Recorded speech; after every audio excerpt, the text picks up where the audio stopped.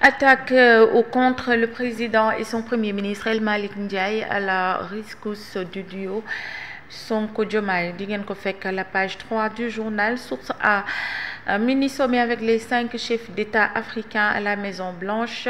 Diomaye et Trump tout miel.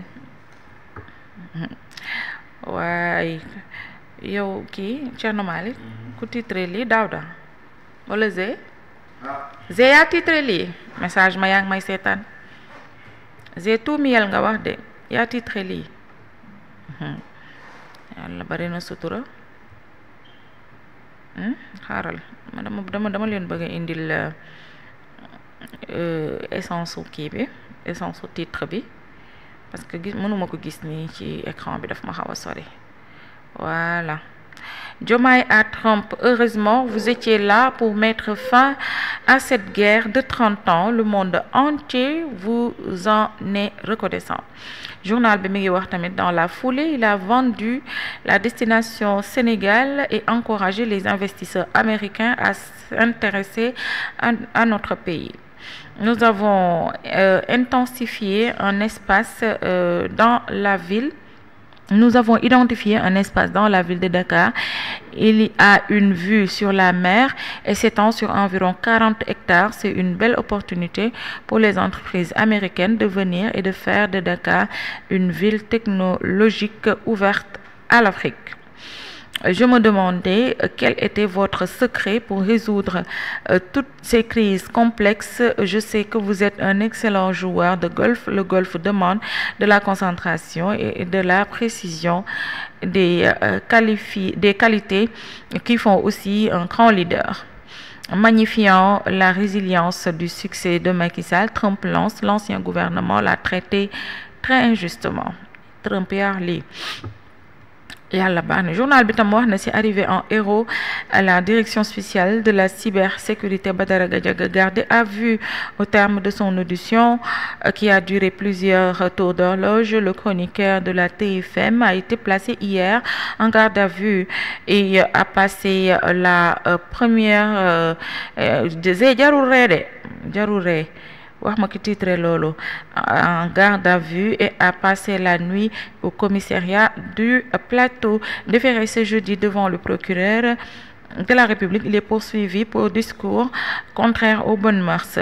Fait saisissant, Badara Gadiaga a été accueilli hier par une importante foule composée de beaucoup d'opposants et qui l'a élevé. Et le temps d'une après-midi au rang de dignité. Convoqué dans le cadre du même dossier, le député Amadou Ba est rentré chez lui tranquillement après son audition. loolu la journal bi Source A xëyee tey jii moom rek laay détail ñu ñëw ci beneen yéenekaay. Zé tontu ma yow titre lii yow wala sa patron. Tribune mi ngi ñëw ci convocation arrestation de journalistes chroniqueurs opposants. Journal bi mi ngi wax ni la dictature s'installe. Gadiaga arrêté, Amadou Ba qui a parlé de clients et de prostituées libres. Moustapha Diakhaté, le journaliste Bachir Fofana reste en prison au moins jusqu'au 16 juillet. La popularité des opinions n'est pas une menace pour l'unité nationale. Elle en est la richesse selon Saliou Dia, ancien parlementaire. ba tey rek journal bi mi ngi ñuy wax ni ñu le président Bassirou Diomaye Faye oublie les Sénégalais en attente d'être refoulés. ñu ñëw ci beneen yéenekaay ginnaaw Tribune. Walf Quotidien, France-Sénégal, le temps du dégel. Yàlla na doon luy sotti ci lu mu dul ci lu gaaw sax.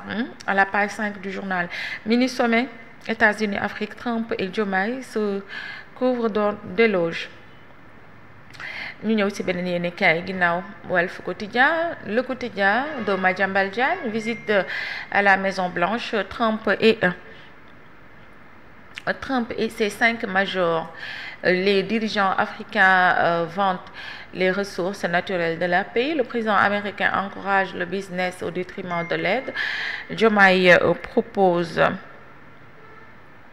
à son homologue américain de construire un terrain de golf à Dakar. ñu dañoo amati suuf bu ñu joxe dama Le quotidien après demal. Les Échos, mi rencontre avec les chefs d'État, Trump une audience particulière. Il presse ses invités, leur demande de déchirer leur identité et leur pays. Les Échos moo ko wax. Diomaye lui propose un terrain de golf au Sénégal, décline poliment. Trump salue sa résilience et tend la main aux dirigeants africains. Photo bi moom dañ ko war a dindi photo bi ñaaw na torop. Incroyable mais vrai, loolu le journal bi wax. Badara Gadiaga arrêté pour discours contraire aux bonnes mœurs. Une longue audition qui a fini aux environs de minuit. Deux autres chefs d'inculpation retenus avant d'être écartés. Maître Soumaré nee na Badara Gadiaga il a maintenu ses propos. Il ne s'est pas débiné la mu waxoon da cee delluwaat. Puusu ko randalu ko te dellu ci ginnaaw loolu la Les Échos wax. Aywa ñu dem ci beneen yéenekaay. Ginnaaw Les Échos Libé ñëw na cay Libé.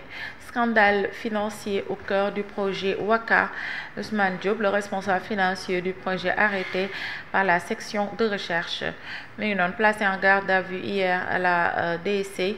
Les dessous de l'affaire Badara Gadiaga, le chroniqueur vise ce stade pour discours contraire aux bonnes mœurs. L'enquête se poursuit ce jeudi.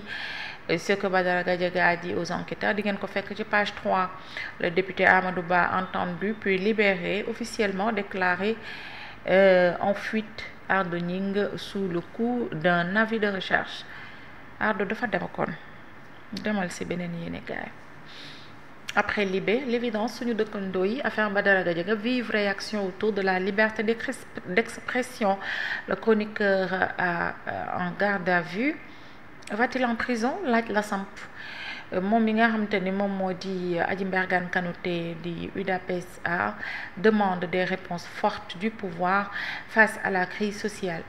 Yaay maa ngi lay doog a commencer reconnaître tata yow tam. Lamine Sega si recadre Aïssata Tall Sall, tu as perdu ton courage face à l'exil de Marrakech. Luy la ko tontu. Ñu dem ci beneen yéenekaay.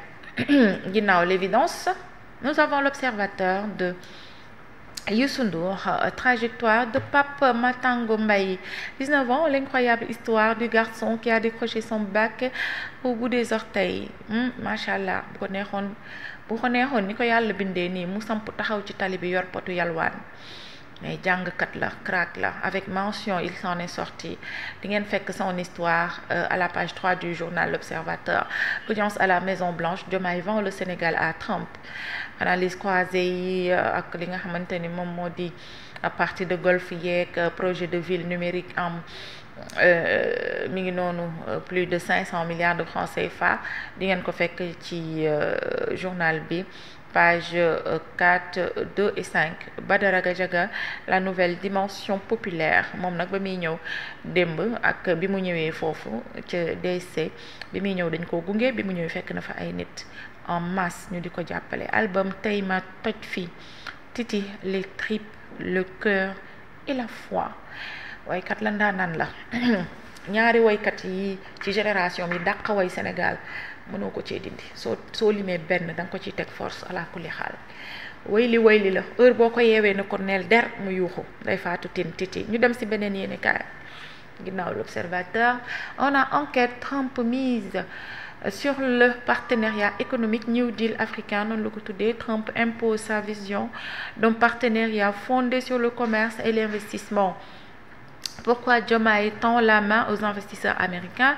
Le secteur clé révèle les projets sensibles évoqués en coulisses. Alors, ñu ñëw ci beneen yéenekaay. Liberté d'expression, FDR mi ngi artu. Le Soleil national, mini sommet USA Afrique Business First, noonu la ko tuddee. Parmi les 5 chefs d'État invités, le président Bassirou Diomaye Faye a plaidé pour un nouveau partenariat stratégique entre les États-Unis et l'Afrique. Donald Trump sur Diomaye, tu as été résilient et tu fais un travail fantastique. Trump tend la main mais vise la carte. mi ngi noonu teewul the American First bi moom mu ngi fi teew ba tey. Amérique nekkatul di jël alalam di ko may kenn gagnant rek. Urbaine nee na dans la peur et l'incertitude vivre malgré tout. Je te jure, Soleil national, on vit dañuy kii rek yàlla baax na wala Ukraine la loolu aywa ñu dem jeex na sport bi moo ko jeexal. Alors CAN féminine 2024 les Lions s'inclinent contre la Zambie ñibbisi leen comme Zambie dóor na leen. Coupe du monde des clubs, la claque historique infligée par le PSG au Real de Madrid. Real heureusement sama doom ji Barça la faral moo tax garaawul Real bu ñu ko dóoree am benn problème Madrid leen yi topp leen fële ok sama doom ji Barcelone la du noonu 10 heures jot na ñu ñëw ci les actualités internationales